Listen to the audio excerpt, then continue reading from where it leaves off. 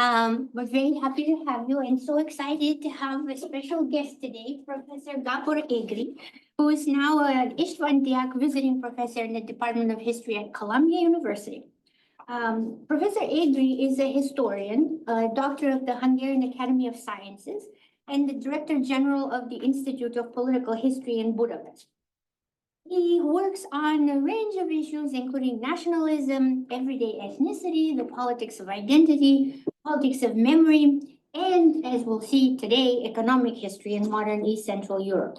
He's held a number of fellowships, for example, at the Imre Kertész College in Jena, New Europe College in Bucharest. He was also a Fulbright Visiting Research Scholar at Stanford University and a Fernand Braudel Fellow at the EUI in Florence. Professor Egry has written a number of volumes in Hungarian and several articles published in the European Review of History, the Slavic Review, the Hungarian Historical Review, and Südostforschungen. He is the author of a recent monograph on ethnicity, identity, politics, Hungarian minorities between nationalism and regionalism in Romania and Czechoslovakia between 1918 and 1944. And was the principal investigator from 2018 to 2023 of the ERC Consolidator project on negotiating post-imperial transitions, from remobilization to nation-state consolidation, a comparative study of local and regional transitions in post-Habsburg East and Central Europe.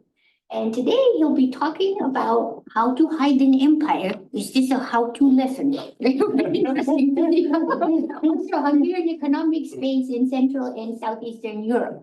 Welcome, Professor Egry. Thank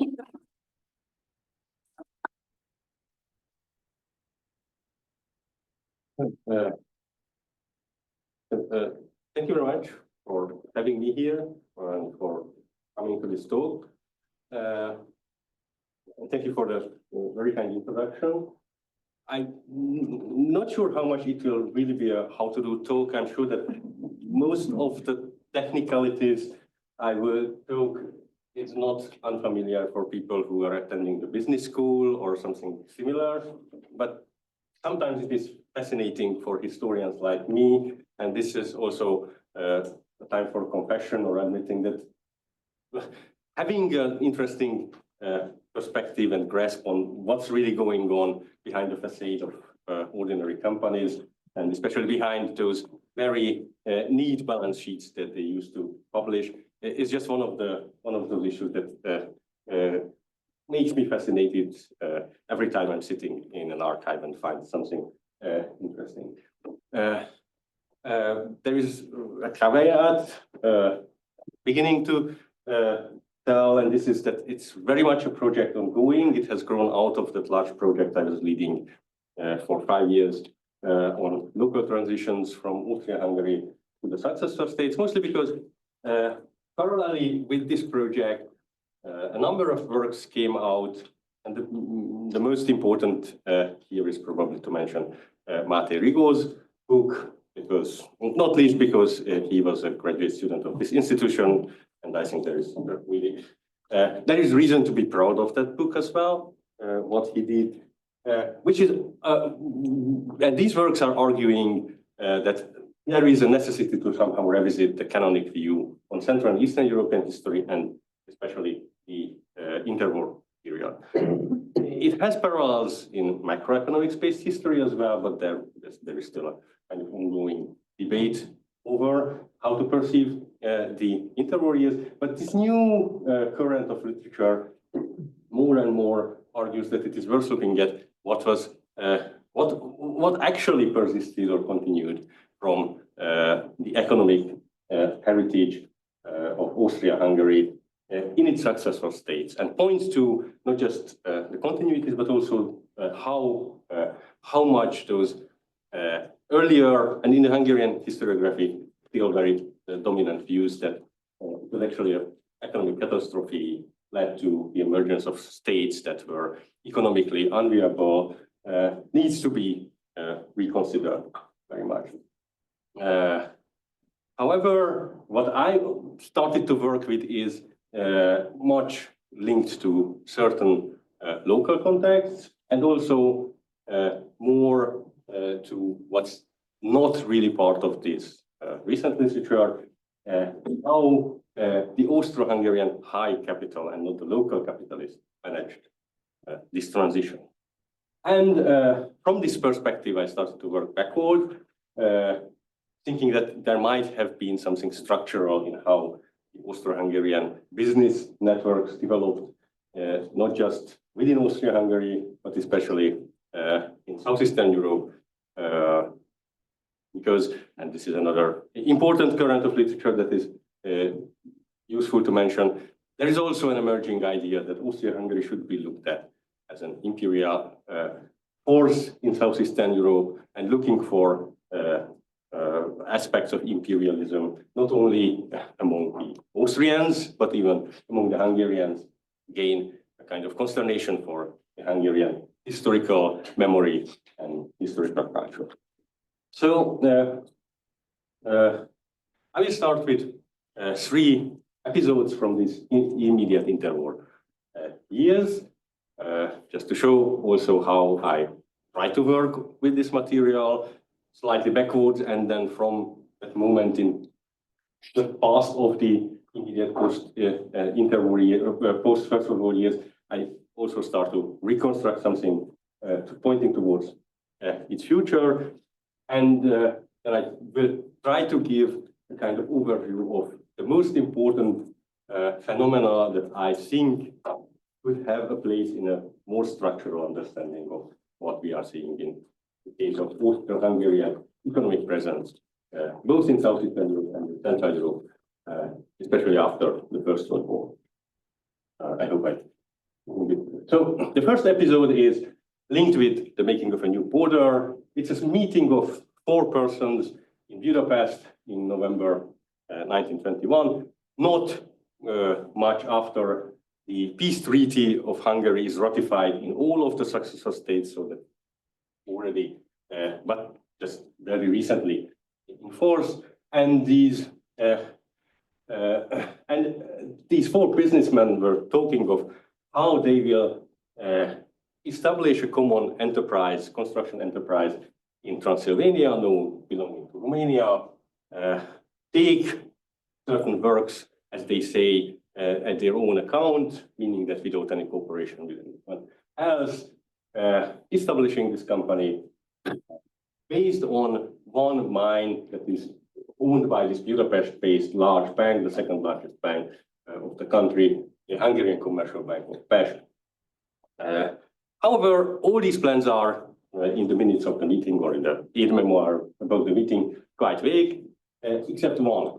They are very much inclined to soon establish a company and make a bid to the Romanian government to deliver those border marker signs that you can see there or there. So even if I don't know anything about who finally delivered those stones, it's just striking and slightly ironic to see these people, all confessed Hungarians, although a few years later they would be denigrated by many on the Hungarian right as Jews, but nevertheless Hungarian patriots, not just not showing any signs of economic distress and quite clearly thinking that business will go on as it was before all the political changes and the dismemberment of Hungary, but even very directly trying to profit from the peace treaty of Trianon in a very material way. So I think that that's an irony that, at least for a Hungarian, cannot be wrong. The next is from early 1920, and it's a correspondence of 2 bankers, bringing us from Romania, Czechoslovakia, and Austria. One of them is Rudolf Steiner, but he is not a theosophist, but just an ordinary banker who was up to the end of 1919 the head of the Kreditanstalt branch in Prague and had just taken up, at the moment when he was writing this letter, a new position, Deputy Director General of the Bodenkreditanstalt in the end. And the other one is Jiří Belokrzybec, who is the Deputy Director General of the Živnostenska Banka in Prague, a bank that is both in the literature, but also by a large number of contemporary, a large share of contemporary public opinion, was considered to be a flag bearer of Czech economic nationalism. To the extent that actually I found another interesting letter in this material of the Živnostenska banka, a letter about planned cooperation between Osijek-based sugar factory owner, a Ljubljana bank that was linked with the Živnostenska banka, and the Hungarian government and Budapest-based Hungarian banks, with the involvement of the Živnostenska banka. And the Osijek-based sugar factory owner made an inquiry with the Hungarian government what they think about the Živnostenska's involvement in this.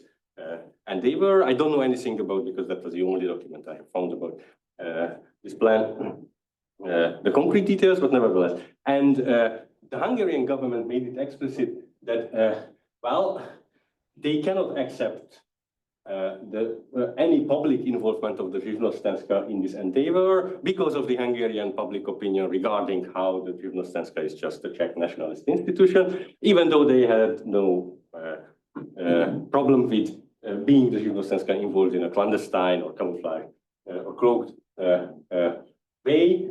And this is just, I think, shows very well that even though this is an idea replicated by later Czech and Hungarian historiography as well, it was also already a very strong opinion about it.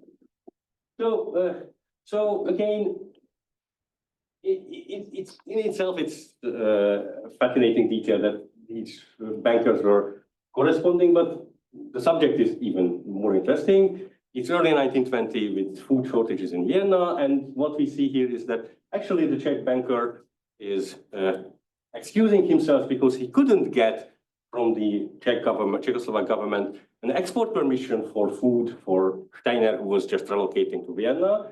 But he immediately promised that the next time Balogh Rybak will travel to Vienna, he will bring 10 kilograms of food with him on the train. So this is, and a few months later, it is Steiner who wrote a letter to Balogh Rybak, who was spending some time in Vienna. And in this letter, Steiner excused his colleagues, high-ranking colleagues with the Bodenkretanstalt, who was planned to go to Prague, but couldn't for health reasons and other reasons. So he asked Balogh Rybak whether he would be ready to transport to Prague the clothes that the other high-ranking Bodenkretanstalt officials wanted to bring to their Czech colleagues in Prague. So this is practically a smuggling market of high-ranking bankers. That is in itself really a fascinating story. But to me, it's also quite interesting because it shows something that it's an exaggeration to call affective relationship, but it goes well beyond that kind of rational, mutual benefits-based relationship that is usually perceived to be the basis of economic interactions between banks. And also when it comes to phenomena like resistance of the Austro-Hungarians, this is always one of the first explanations that, well, but we know that money has no smell and profit has no nationality, so why are we actually surprised that banks are cooperating even in the face of economic nationalism? Nevertheless, this is, I think, very important that we see something that is more than just.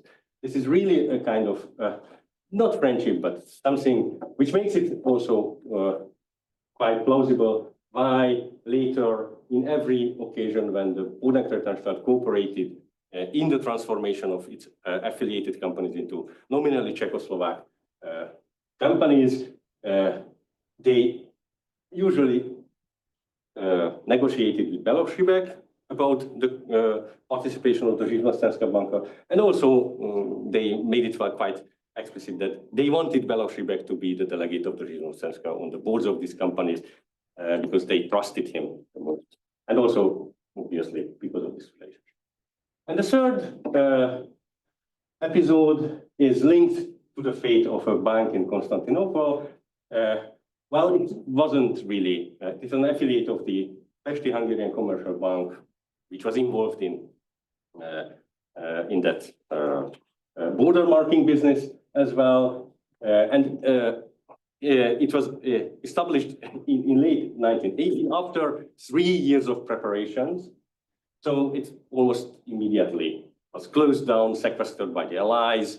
A British officer was designated as its official commissioner from the occupation authorities. But after a year, it could be reopened, and even under the period of sequestration in Budapest and in Constantinople, there was continuous thinking about what could happen with this bank, which is obviously was at that time in a very precarious situation.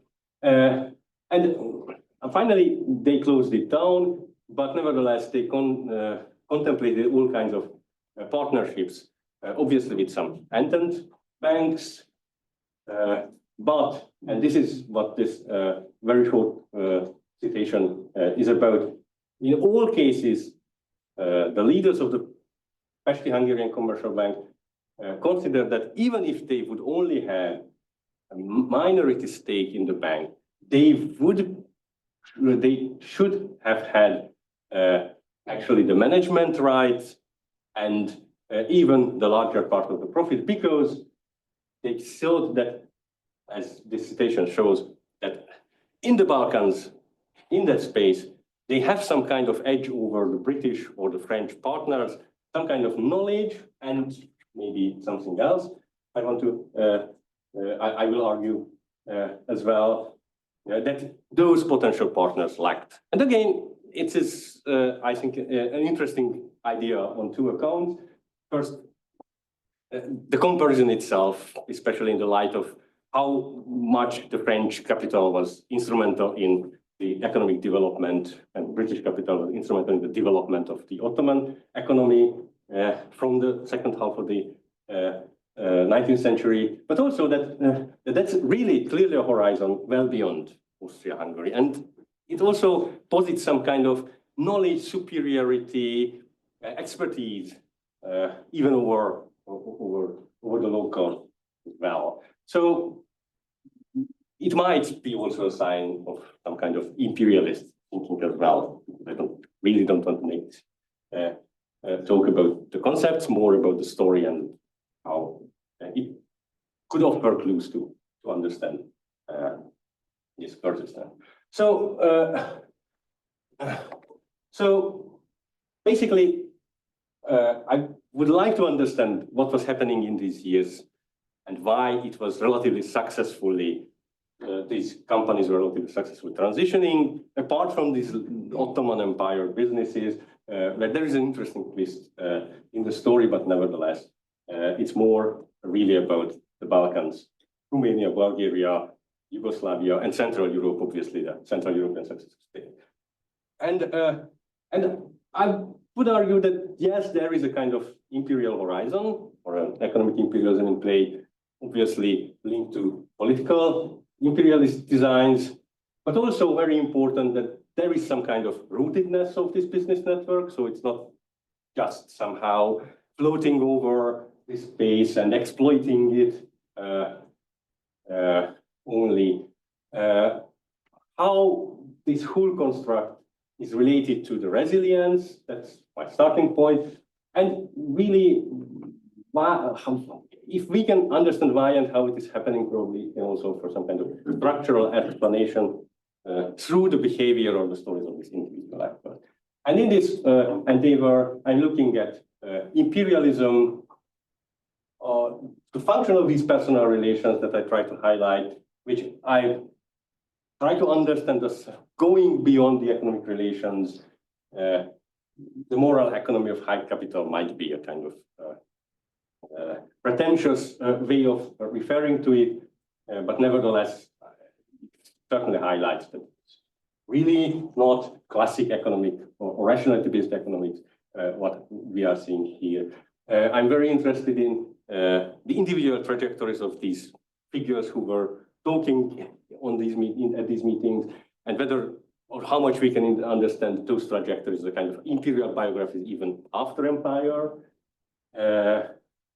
And the tougher nut to crack is how to understand this business network there, how, in what ways it constituted an economic space, and how much it is giving some kind of insights into a reconsideration of the continental economic hierarchy. So these are basically what I would like to, in the remaining part of my lecture.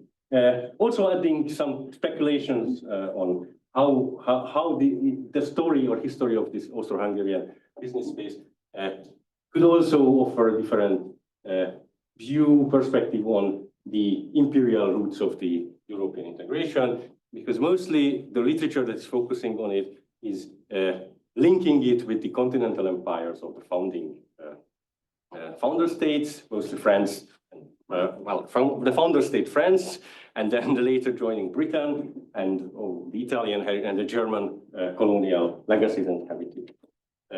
But certainly we don't do anything here with Austro-Hungarian colonies, even if there is a tendency to think about Bosnia-Herzegovina, but it's certainly not that many. So first, something about imperialism and how the politics and the business had different visions, because I think it's a very important element of this whole imperial space.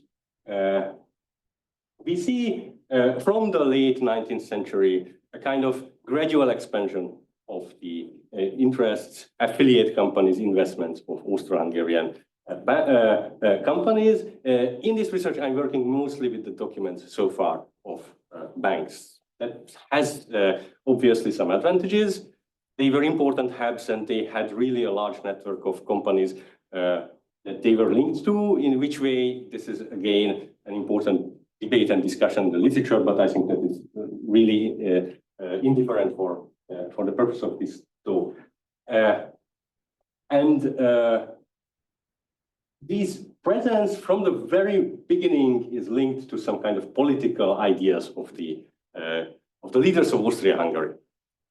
So in the case of the Pesti-Hungarian Commercial Bank, its first investment in Serbia is the Bank Andrejević in Niš, that they relocate from Niš to Belgrade. And in 1916, the Director General of the bank actually complains to the foreign ministry after the devastations of Serbia that they need some kind of compensation for the losses of the bank, because initially they actually invested into that bank 30 years ago on the recommendation or on the request of the foreign ministry. So from the very first moment, it is quite clear that there is a link with the politics. What's interesting first, that this link actually is not necessarily just the imperial politics. So local contacts could very often bring in the Austro-Hungarians into their local or national political plans. The case of this bank, the Commerce and Depot Thessaloniki, is a bank established together by the Romanian Marmarosan Bank and one of its owners at that time in 1906, the Pesti-Hungarian Commercial Bank. However, the idea came from the Romanian government, which offered a subsidy to the bank, because for the Romanian tobacco industry, it was very important to have tobacco supplies from this area of Macedonia. And the Marmarosan Bank saw that he needs the partnership of the PMKB, which was on the one hand, one of the most important owners of the Marmarosan Bank, but also in this case, it was really a partner. And it's I think that the example is enough. The fate of the bank is linked again to the end of the First World War, sequestration, liquidation, but it's very hard to actually get rid of for the Budapest bank of these shares.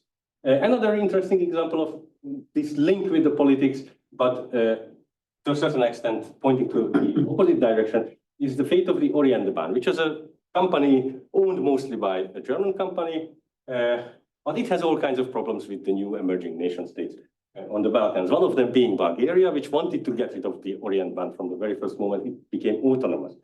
It was a huge bank. And in 1913, actually the Germans sold their stake to a consortium of Austro-Hungarian banks, including the Pesti-Hungarian Commercial Bank as well.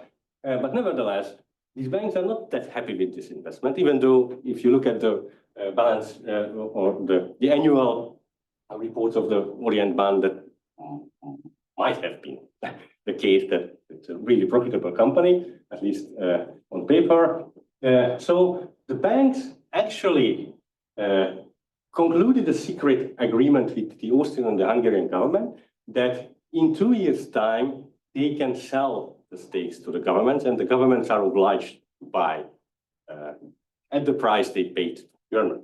So they didn't really want it to get into this whole political beehive that was the Orient Bahn and especially the railways on the Balkans after the Ottoman Empire was really shrink to Constantinople and its environment. The most significant Austro-Hungarian imperialist and colonialist endeavor in the late Ottoman Empire is also a result of political pressure in 1916, when the Ottomans had no money to pay for imports from the Central Powers. So both Germany and the Austro-Hungarian government provided a loan to the Ottoman government. In the Austro-Hungarian case, it was again the foreign ministry that put pressure on a consortium of 4 banks who gave this 240 million crowns advance to the Ottoman Empire, even though everyone knew that as an advance, well, it was due in 1 year, but obviously just after a few months this was lengthened for another year, and then at one point they admitted that, well, probably after 2 years after the peace treaty, they could get back the money, not before. But in this case, there's also a kind of political pressure on the banks to think about what they could take from the Ottoman Empire. So that's the government that is pushing them towards investing the money, providing the loan, and also start to think about what they could take out of the Ottoman Empire as well. And the fascinating aspect of this story is that actually those managing these banks, and especially those on the ground in Constantinople, were very reluctant to do anything with it. So basically the argument was that what they saw at that time with the abrogation of the capitulations and restrictions on the French and the British companies was just temporary. Whatever the outcome of the war, whether Germany will be victorious or the Entente will come back to the Ottoman Empire and will restore the situation before the First World War. And therefore they thought that for Austrian and Hungarian companies, it's much more advantageous to think in terms of cooperating with the French and the British after the end of the war than with the Germans who were dominating during the war. They are also trapped in local political issues regarding railway buildings and so on. What's important here, I think, is the first, that this discrepancy between the political and the economic vision. There is an economic vision. We see it from the court, that somehow they imagine the Balkans as a kind of natural sphere of economic influence, domination. But on the other hand, they also consider all the other aspects when they think in terms of economic expansion, or what they call penetration as well. So they are reluctant imperialists. And also, this is another important aspect, that there is also, since the end of the 19th century, a growing coming together coherence of the Austrian and the Hungarian banks. So they act more and more in cooperation, kind of unity. It's not an Austrian and the Hungarian business elite anymore. It's really linked together in several recurring endeavors and in each other's country as well. So that's very important. The next one is the moral economy. And again, to a certain extent, the starting point is what happened after the First World War. And what's, to me, coming to this topic from the local transition story, it was just striking to see how easily the leaders of these Viennese banks talk of what they call our French and Belgian friends already in 1919. So in many of their plans, French and Belgian partners figure as not just potential or imagined partners in salvaging their assets under political pressure in the successor states or the Balkans, but this is something that is happening since 1990, very much. And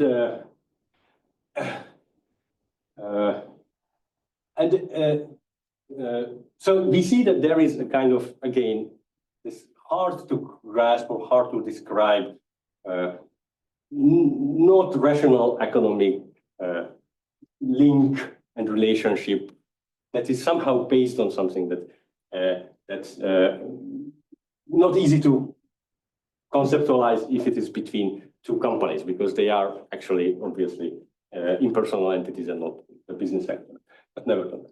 However, and this is the other aspect and also very important for this moral economy, this is how actually the expansion or the investment of Austrian and Hungarian companies happens on the Balkans. And I mostly have so far examples from Romania, but there are indications that was a kind of model for what happened. So, for example, when in 1909 the idea came up that Austrian and Hungarian companies could actually bid for the concession of tramways in Plovdiv, in southern Bulgaria. They inquired with the specialist companies, so the electricity company.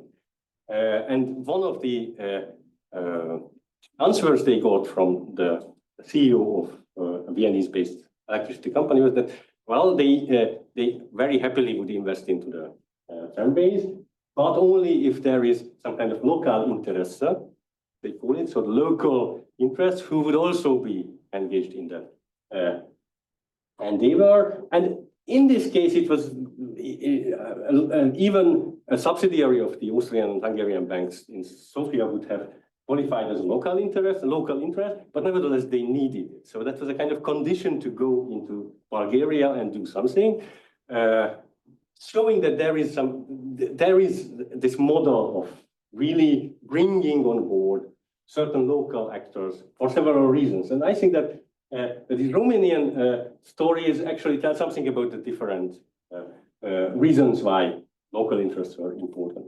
I already talked of the Marmaros and Blank, of which the PMKB was the most important owner, although not necessarily the largest shareholder. But the PMKB was that actually supervised directly the management of the Marmaros and Blank as well. And they tried to shield the bank from repressions and repercussions of the First World War and the occupation regime, for example.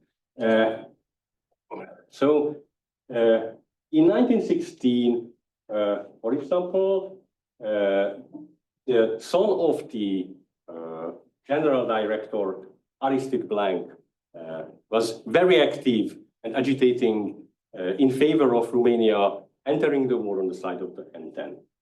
Allegedly, he had once a talk with Ottokar Czernin, whom he lied about his involvement in these activities, although according to Czernin, he even promised the Romanian government to procure a large loan from France in case the Romanians would enter the war.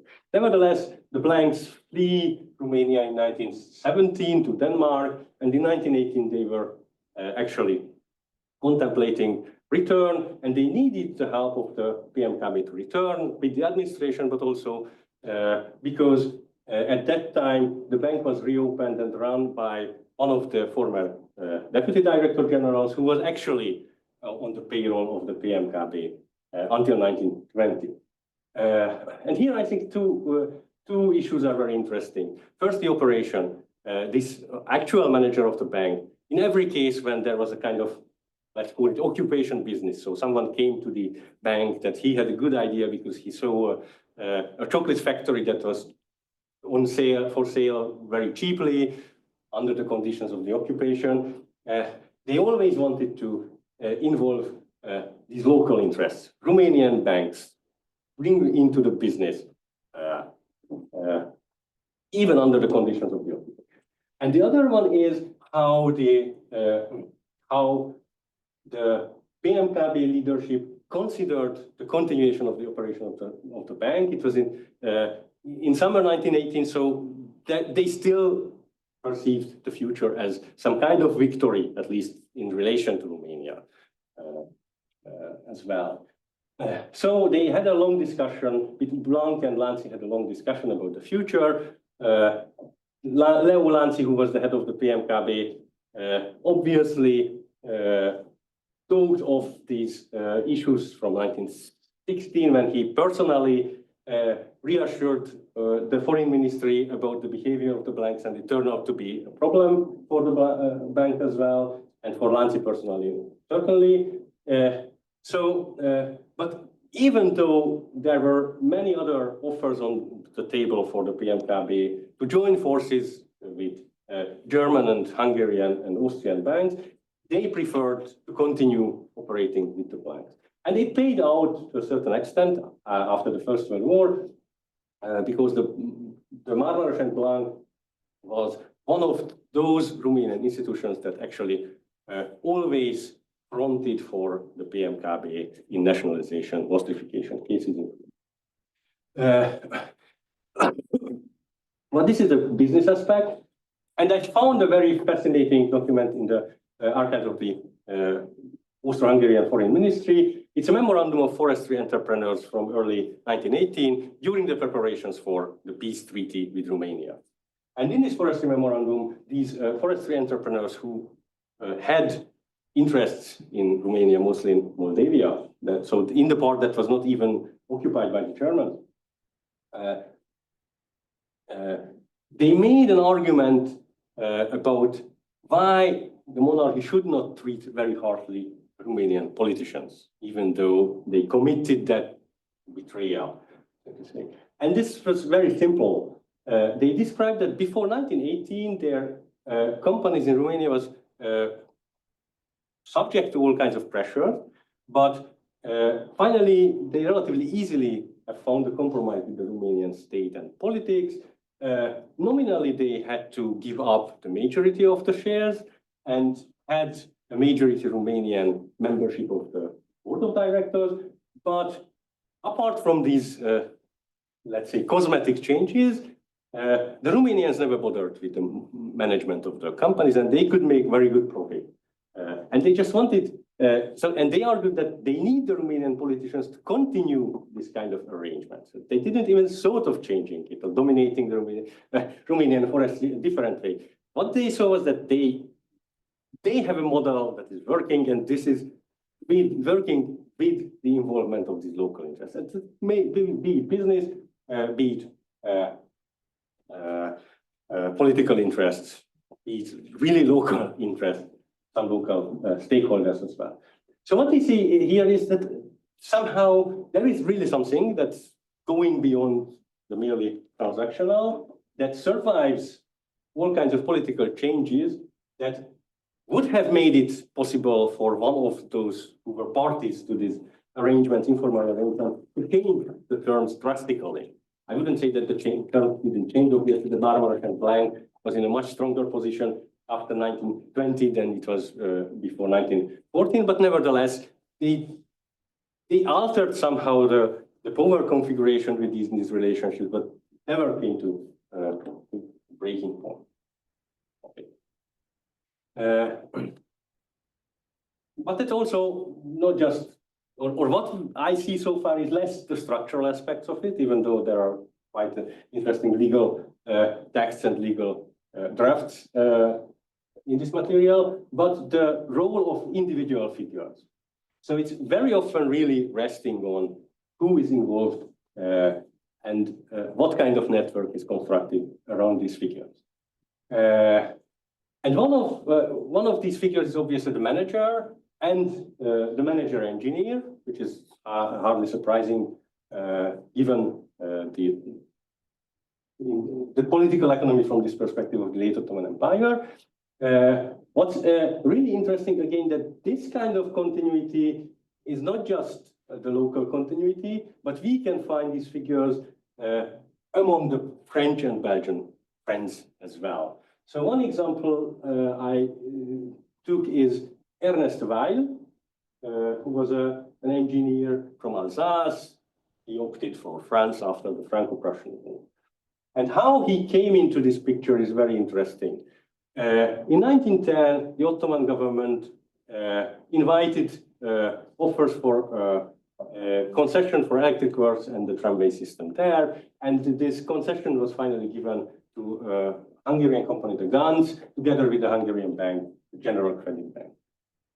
Among the original bidders was a French company, the Giros and Locheur, which were deselected in the first round. And just a few months after Guns signed the agreement with the Ottoman government about the concession, they actually teamed up with Locheur, established a joint venture company,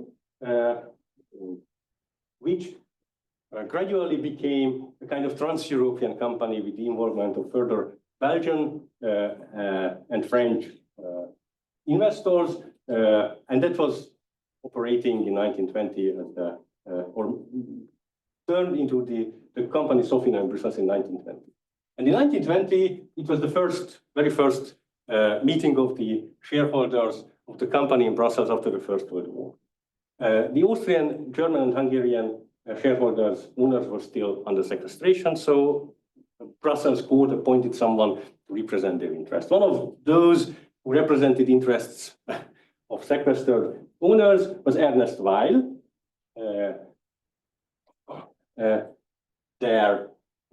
who was, and this is quite fascinating, practically present in every major French investment after the First World War in all over Central Europe, from the Silesian mines to the Moravian steelworks to the Constantinople tramways.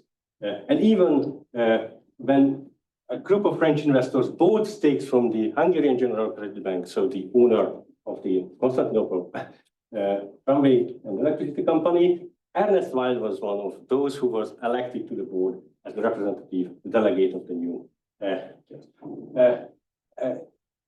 And Weil was actually linked to Locheur in 1917, 1918. He was one of his right-hand man in the French Ministry for Armament, and then in the reconstruction. Locheur was responsible for the reintegration of Alsace-Lorraine as well. So what makes Weil even more interesting that he's present in Constantinople well before 1918. In 1916, he's informally the head of the French colony that is still in the city. So he has also this interesting past in the late Ottoman Empire that is, I argue, is actually very important. There are other figures whose life trajectory is somehow similar.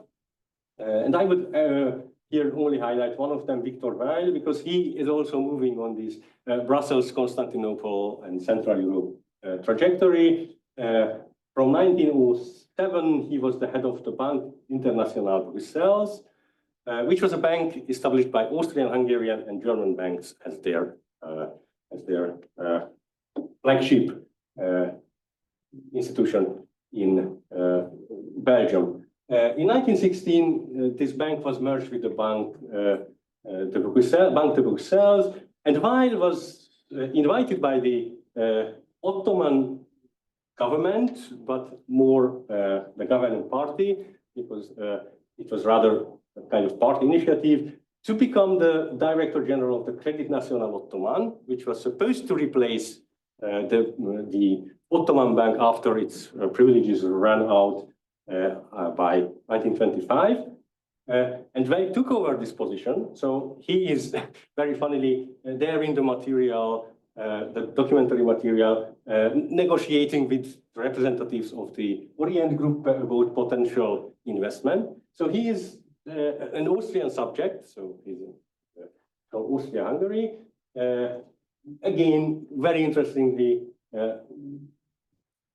linking locally the Austrians and the Hungarians, but also representing a different imperialism as well, because this is the Ottoman idea of rebuilding an empire too. So what we see is nevertheless that these figures became probably even more important after the First World War, not just because of the presence, but it's more or less what we can figure out from individual cases like the transformation of the Rešica steelworks in Romania, that they were the ones who actually knew everything about those informal deals that were behind the formal reappropriation of ownership there. And I think, and this brings me to the next important issue, the reconsideration of the space and the continental hierarchy. So what we see here is how much individuals, but also common economic endeavors of Western and Austro-Hungarian business actors in this late Ottoman space became important for the post-First World War period. So we see that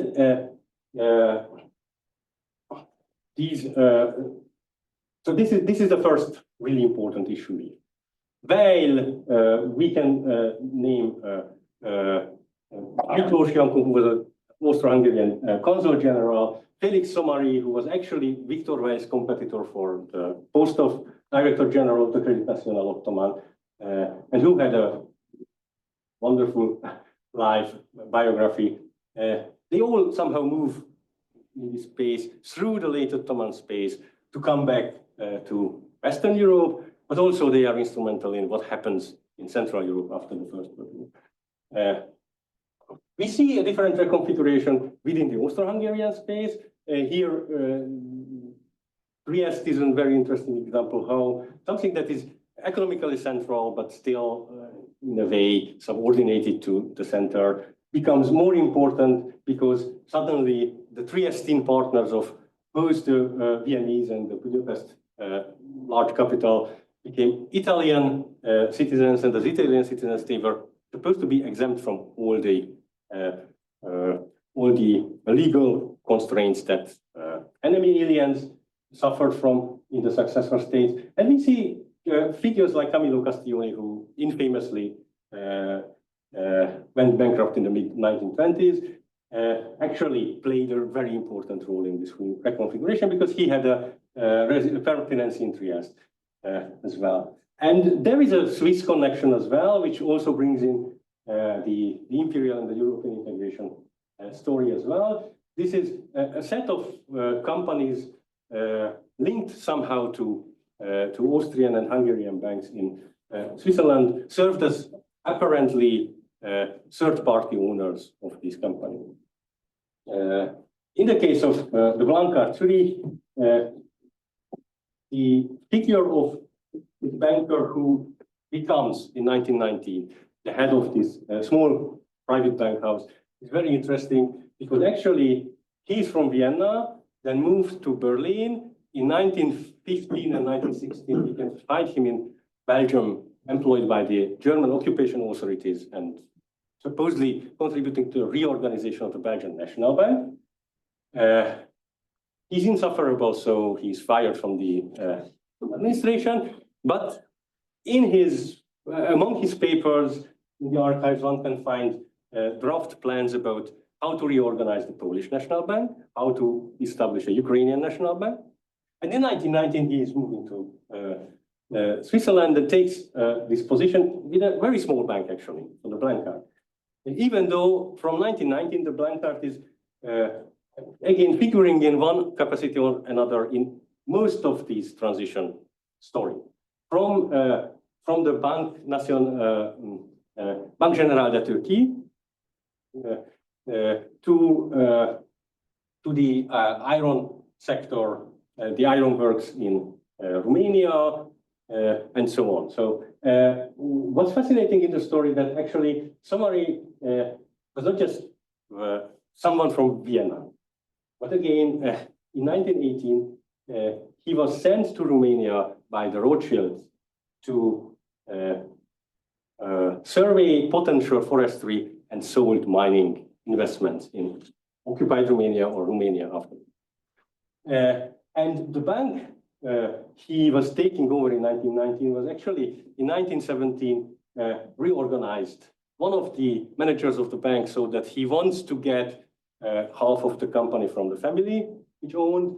He approached a Viennese bank, the Wiener Bankverein, with an offer. The Wiener Bankverein approached his partner from Budapest, the Pesti-Hungarian Commercial Bank, and together these two banks took over half of the Blanca. So they were actually owners of the Blanca, but because it was not publicly listed company, it was very easy to shield this knowledge from the public, that actually somebody was not sent there. The end of the story is that actually Felix Sommary's papers are kept in the archive of the Jean Monnet Foundation for Europe, because he was a close confidant of Otto von Habsburg from the 30s. So he is now considered to be one of the intellectual founding fathers of the European Union. Though this, I mean, he's probably the most imperialist of all of these protagonists here, you can see. And I'm really coming to the conclusions, and therefore it's really just a kind of very brief list of what's missing from this research so far. So obviously, it's very important to think not just in terms of these personal relations, the legal relations between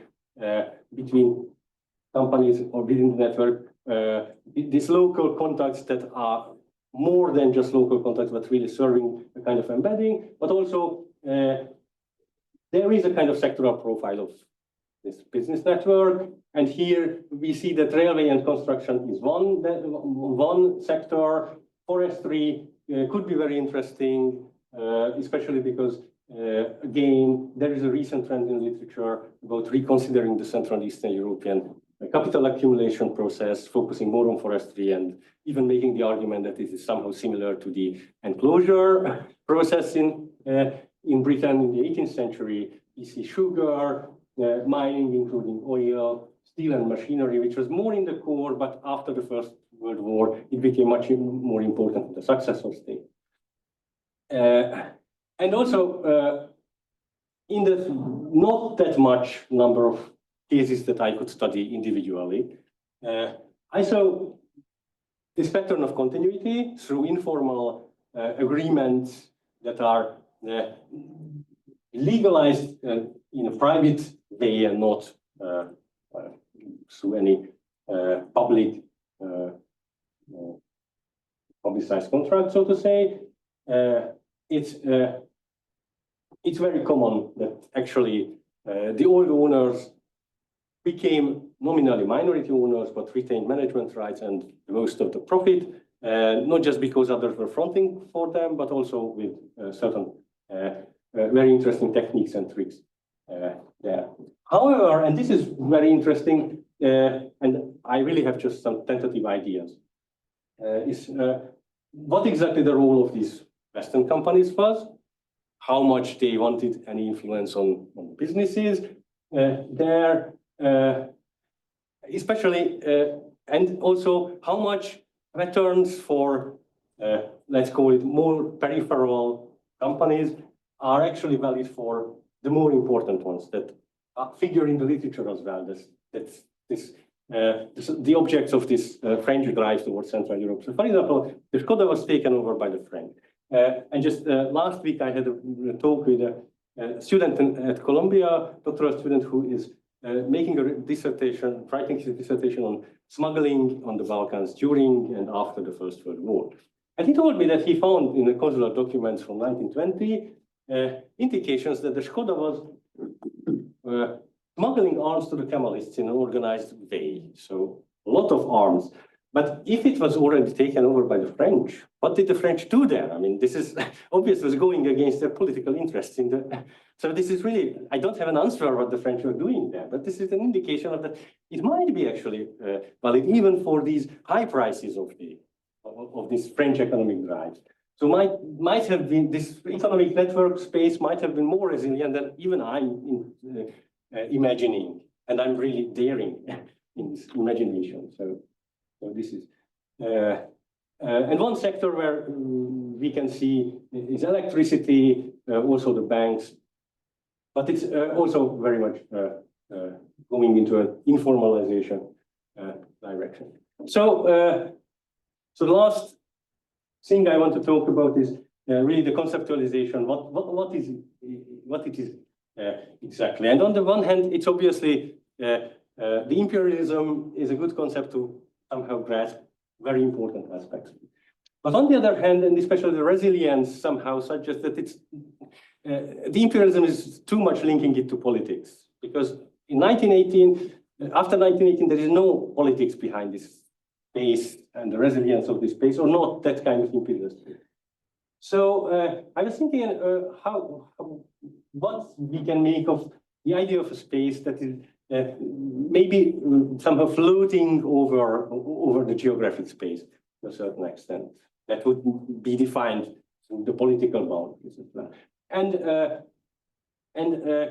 actually, at the roots of the concept of geographic space, there is a classic article from François Perrault, who defined economic space not as a geographic space. He defined it as explicitly being not geographic space, because, again, an interesting link with the EU integration process. He wrote this article in opposition to the emerging ideas in 1950, opposition to the emerging ideas for European customs union. So he was against the customs union. But nevertheless, it's very interesting because he tries to conceptualize, define economic space as a kind of set of interactions and the interactions between economic actors who are somehow linked to, in this case, obviously, to a single company, to creating a kind of network. But it was before network theory, so probably just definition of the network. The other issue is, and here the interaction around these poles within this Perroian space are also not just economic, defined by rational economic decisions, and this is a difference, but it's quite clear that there are other considerations there, moral, emotional considerations. The next is the geography. I dwelled a lot on the trajectories from west to late Ottoman Empire and back to Central Europe or West. And I think that this is the most important for me. How much is possible to make an argument about this kind of economic area or zone or space, late Ottoman space, that is usually considered to be backward, semi-peripheral, being more central to what happens in the core through these developments, especially after the first one. So it's a tempting idea to think about it, I think. I wouldn't say again that I have firm conclusions in this regard, but I would wish to have some kind of potential there. And other issues, obviously, that should be explored in more depth is somehow how the political embedding happens. I have these individual examples, but this is still not really somehow revealing something structural, even though some documents suggest that this is a systemic phenomenon there. And the Empire and European integration, I already tried to give some clues where I see these links. Maybe the Austro-Hungarian space was much more a precursor of the imperial aspects, or at least as much a precursor of the imperial aspects of the European Union than the colonial territories and areas of the other member states. So, thank you.